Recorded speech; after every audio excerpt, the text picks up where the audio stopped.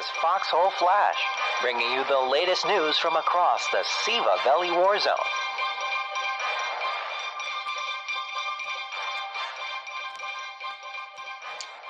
Live from Studio A in PressCorps World Headquarters, I'm Everett Way.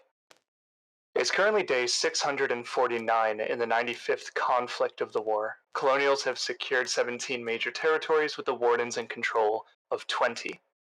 Reported casualties reaching 2,386,000. On the field, soldiers have been using all manner of infantry and armor platforms as well as their up-armored variants.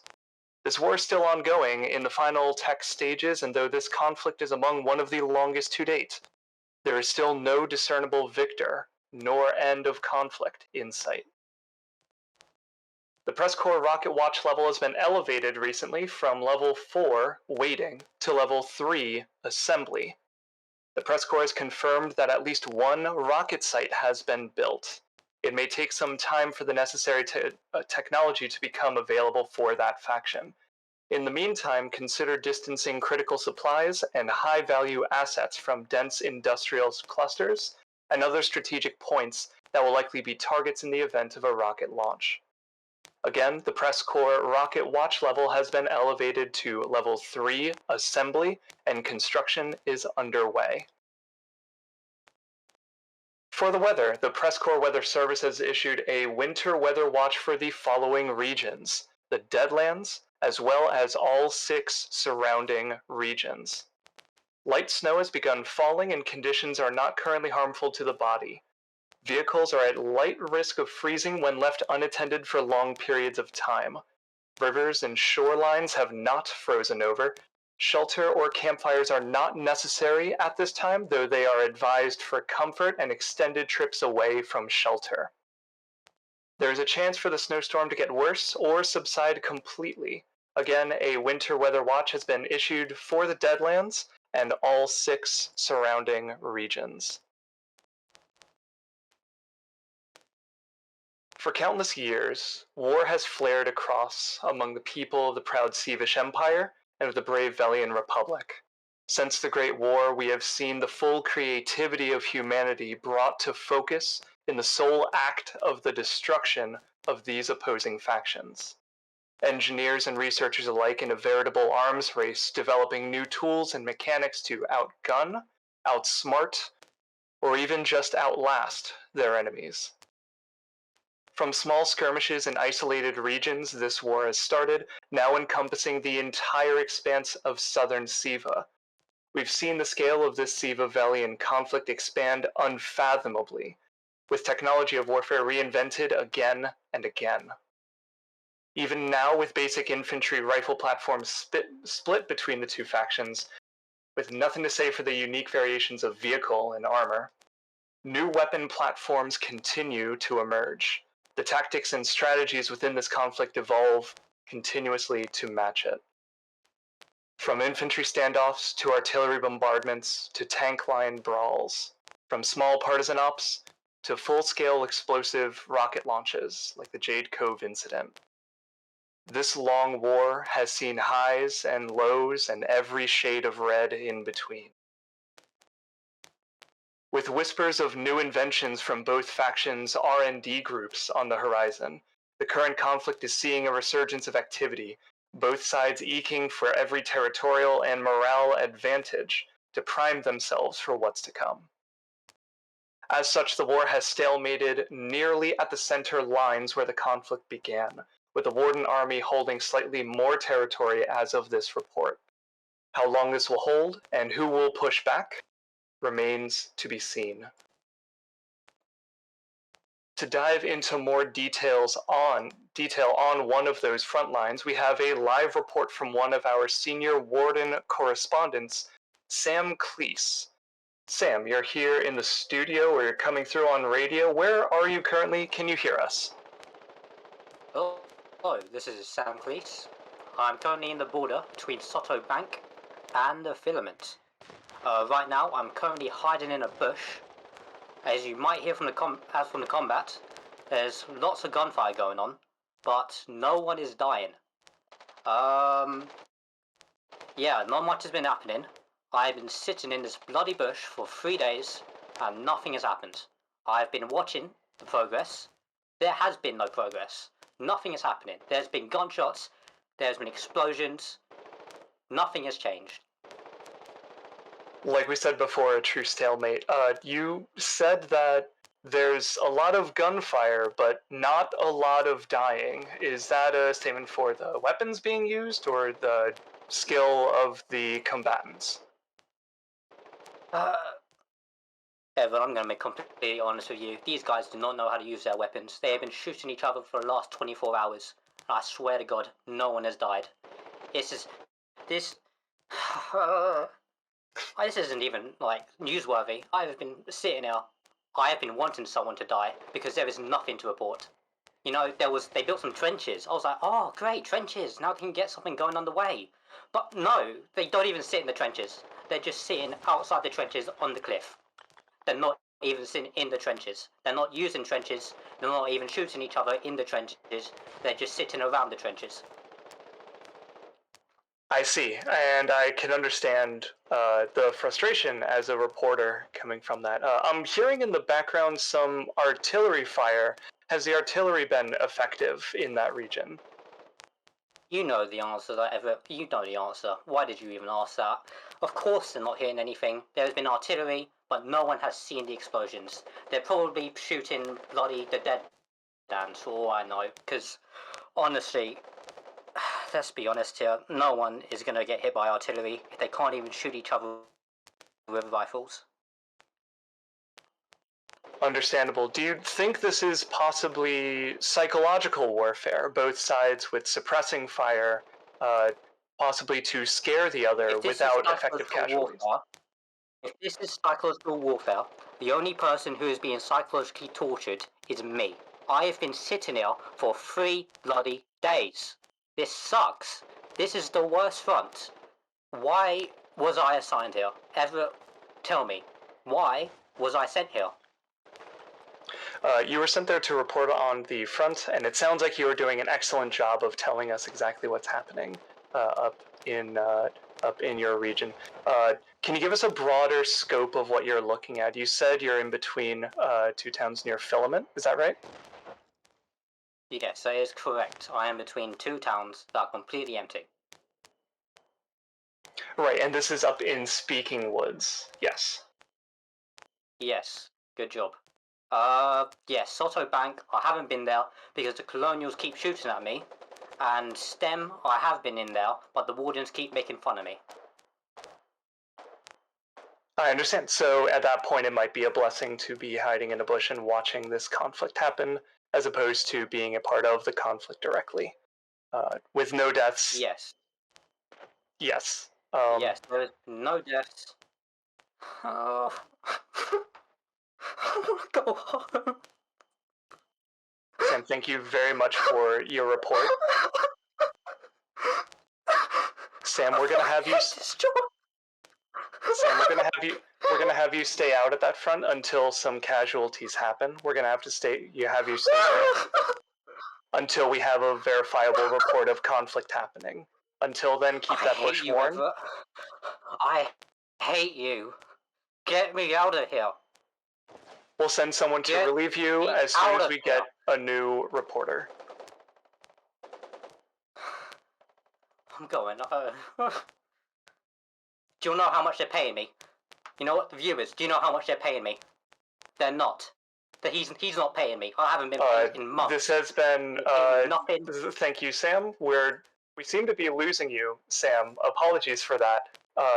We're not quite sure how we disconnected, but that was Sam Clease, one of our warden correspondents, reporting near Soto Bank and Filament up in Speaking Woods.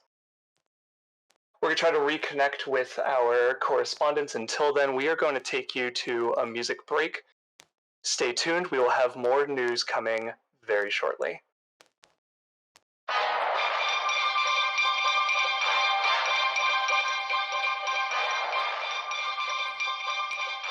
Welcome back. We're live at PressCorps World Headquarters, Studio A. I am Everett Way. I have a notice here that I am being mandated to read out to our audience. For those who listened to our last broadcast, our warden correspondent Sam Clease has been deployed off of the front and relieved of current duty. He's being sent back to Callum's Keep for some relief. We are being told that he had no further words other than a muttering of the words skill issue under his breath. We are unsure if that is directed at us, at the soldiers, or at our audience.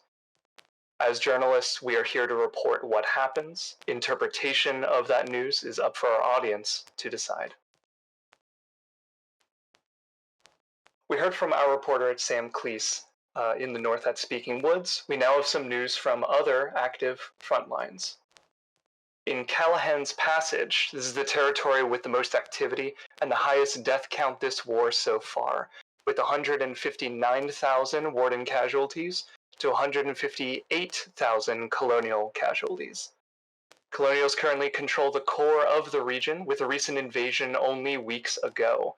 A strong offensive showing has pushed wardens off, though many partisan squads and demolition operations have been seen recently from the Warden Army, notably at Cragstown and Crumbling Post. In the southern regions, we've seen recent activity among the triple region border of Shackled Chasm, Terminus, and Acrithia, with wardens recently capturing Soto Bank as a means to flank the territories in both Terminus and Shackled. This was paired with a warden offensive in southern Terminus, so response time from the Colonials has been delayed.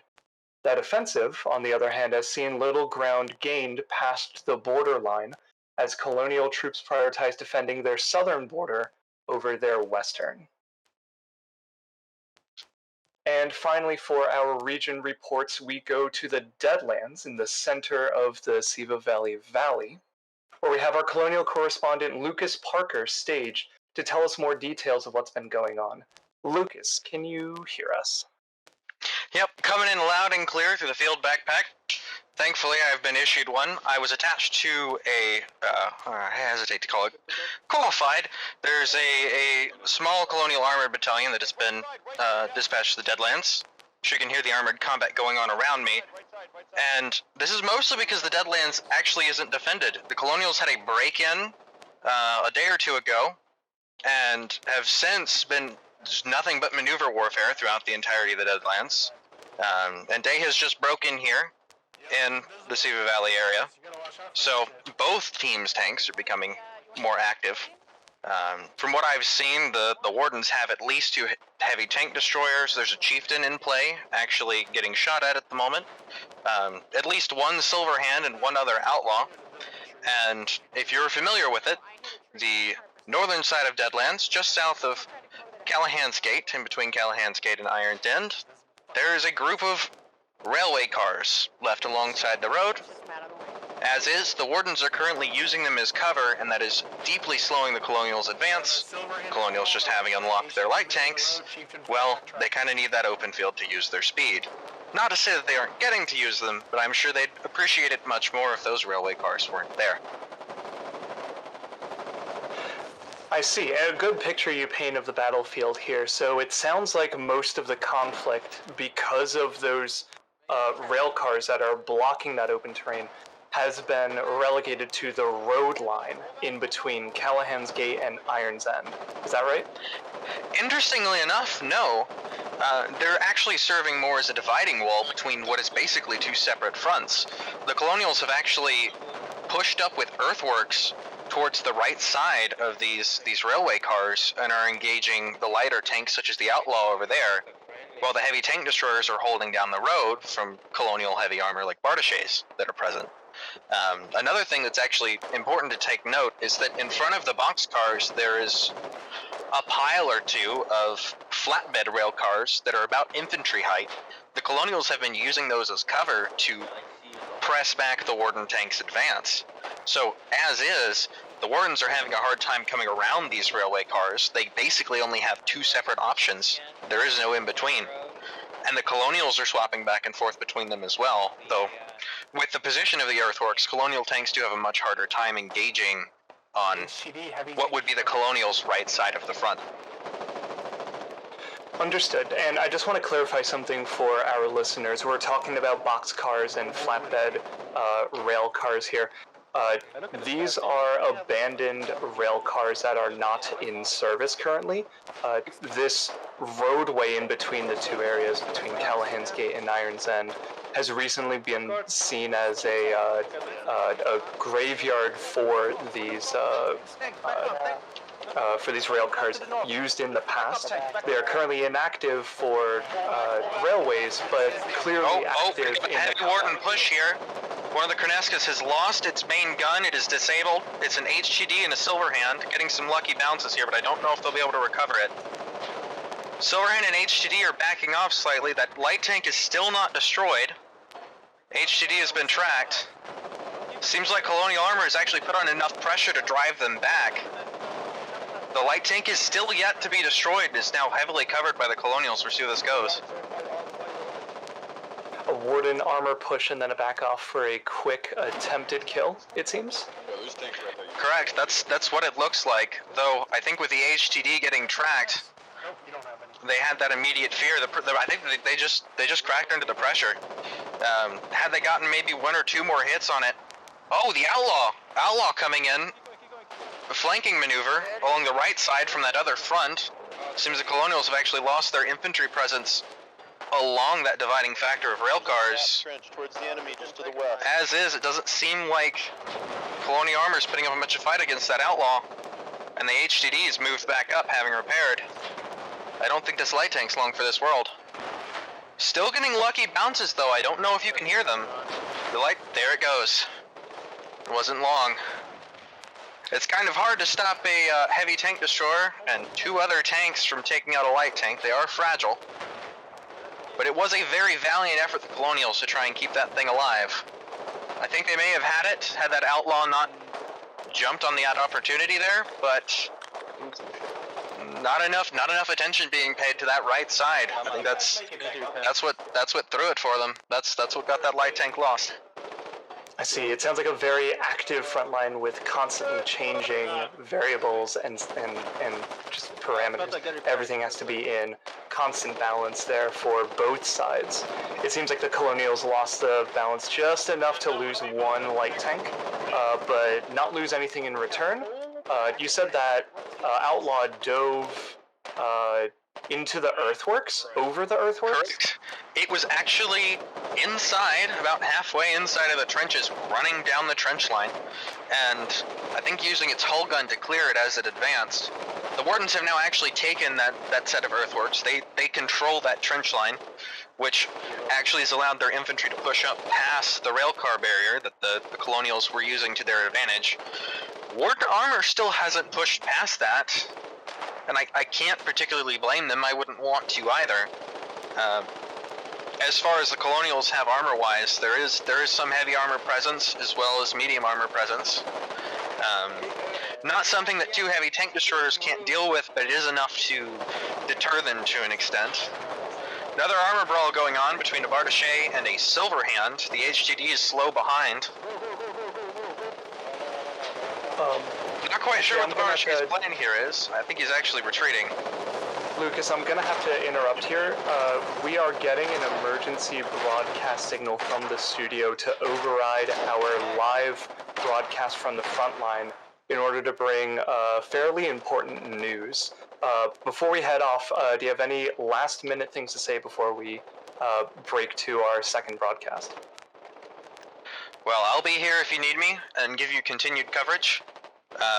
Keep your eyes out though.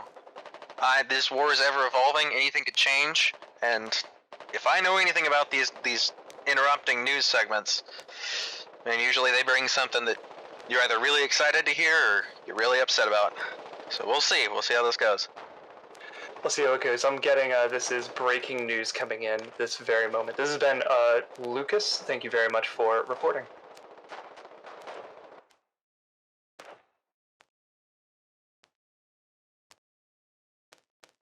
PressCorps is here to deliver the news and updates in the Siva Valley War, and with such a large-scale war front, we are in constant need of new reporters, photojournalists, writers, and artists for our various projects.